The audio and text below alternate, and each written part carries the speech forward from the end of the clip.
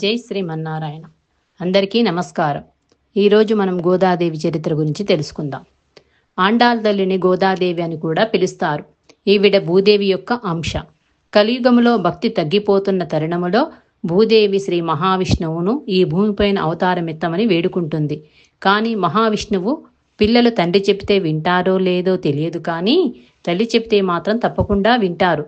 కావున ఈసారి నేను కాదు, నీవు అవతారం దాల్చు అని, నీవు వెళ్ళిన కార్యం సిద్ధి అయిన తరువాత చివరకు నీవే నన్ను చేరుకుంటావు అని చెప్పి భూదేవిని అవతారమెత్తమని మహావిష్ణువు ఆదేశిస్తాడు. అలాగే మహావిష్ణువు ఆజ్ఞ ప్రకారం ఒక తులసీవనములో ఆవిర్భవించింది మన గోద. తమిళనాడులోని శ్రీ విల్లుపుత్తూరులో విష్ణుచిత్తుడు అనే భక్తుడు ఉండేవాడు. విష్ణుచిత్తుడు కుమార్తె గోదాదేవి. విల్లిపుత్తూరులోని శ్రీకృష్ణుడు మర్రి ఆకు మీద తేలియాడుతూ లోకాన్ని రక్షించాడని నమ్మకం. అందుకే ఇక్కడ ఆలయంలోని ప్రధాన దైవం ఆ చిన్ని కృష్ణుడే. విష్ణుచిత్తుడు నిత్యం కృష్ణుడికి పూలమాలను అర్పిస్తూ ఉండేవాడు. నిరంతరం ఆయన ధ్యాస విష్ణుమూర్తి మీదే ఉండేది. కాబట్టి అతడికి భట్టనాథుడనే బిరుదు కూడా దక్కింది. అతడిని విష్ణు భక్తులైన ఆల్వారులో ఒకరిగా ఎంచి ఆయనకు పెరియాల్వార్ అంటే పెద్ద అల్వార్ అనే ఒక గౌరవం కూడా అందించారు. అలాంటి పెరియాల్వార్ ఒకసారి తులసి మొక్కల కోసం పాదులు తీస్తుండగా ఒక పాప కనిపించింది. ఆమెను సాక్షాత్ భగవంతుడు ఇచ్చిన ప్రసాదంగా భావించి ఆమెను పెంచుకున్నాడు. ఆమెకు కొదై అనే పేరు పెట్టాడు. ఆ కొదై పేరే క్రమంగా గోదాగా మారింది. గోదాదేవి చిన్ననాటి నుండి కృష్ణుడి లీలలు వింటూ ఆడుతూ పాడుతూ పెరిగింది. యుక్త వయసు వచ్చేసరికి ఆ భక్తి కాస్త ప్రేమగా మారిపోయింది. కళ్ళు మూసినా తెరిచినా నల్లనివాడే కనిపించసాగాడు. తన చుట్టూ ఉన్న స్నేహితురాళ్లంతా ఒకప్పటి గోపికలని, తానుండే విల్లుపుత్తూరు ఒకనాటి గోకులమని భావించేది. తన తండ్రి విష్ణుచిత్తుడు రోజు భగవంతుడి కోసం రూపొందించిన మాలలను ముందు తాను ధరించేది. ఆ మాలల్లో కృష్ణుడిని చూసుకొని మురిసిపోయేది. ఈ విషయం ఒకరోజు విష్ణుచిత్తుడి కంట్లో పడింది. తన కూతురు చేసిన పనికి ఇన్నాళ్ళు ఆ దేవదేవుడి పట్ల అపచారం జరిగిపోయినది అని బాధపడ్డాడు.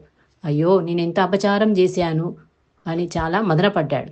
కానీ ఆ రోజు రాత్రి అతడికి కలలో కృష్ణుడు కనపడి గోదాదేవి సాక్షాత్తు భూదేవి అవతారమని, ఆమె ధరించిన మాలలు అపచారం కాదు కదా, నాకు ఆనందం కలుగుతుందని భావించాడు. ఇలాంటి సంఘటనలు అన్నీ కృష్ణుడి మీద ఆమెకు మరింత ప్రేమను పెంచాయి. తనకు భర్త అంటూ వస్తే కృష్ణుడే రావాలని అనుకుంది. ఒకప్పుడు గోపికలు చేసిన కాత్యాయని వ్రతాన్ని ఆమె మొదలుపెట్టింది. ఆ వ్రతం చేయాలంటే ఆహారానికి, అలంకారానికి సంబంధించిన చాలా కఠినమైన నియమాలు పాటించాల్సి ఉంటుంది. అలా గోదాదేవి తాను వ్రతాన్ని పాటించడమే కాకుండా తన చెలికత్తెలను కూడా ప్రోత్సహించింది. తన స్నేహితురాళ్లను మేలుకొల్పేటందుకు, వాళ్లకు వ్రత విధానాన్ని తెలియజేసేటందుకు 30 పాశురాలు పాడింది గోదా. అవి ధనుర్మాసంలో ప్రతి వైష్ణవ భక్తుని ఇంట్లో వినిపించే తిరుప్పావై. కృష్ణుడు గోదా ప్రేమకు లొంగక తప్పలేదు. కృష్ణుడు విష్ణుజిత్తుణ్ణి కనిపించి గోదాదేవిని శ్రీరంగానికి తీసుకురమ్మని, అక్కడ రంగనాథునిగా వెలిసిన తాను గోదాదేవిని వివాహం చేసుకుంటానని చెప్పాడు. ఆలయంలోని అర్చకులకు కూడా ఈ విషయాన్ని తెలియజేసినాడు.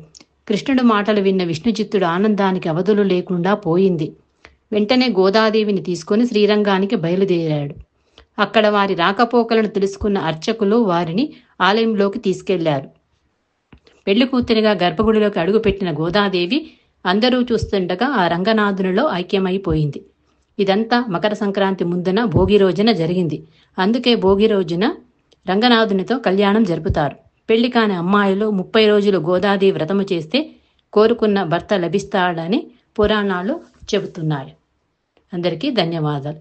ఈ వీడియో కనుక మీకు నచ్చితే లైక్ చేయండి, షేర్ చేయండి, సబ్స్క్రైబ్ చేయండి.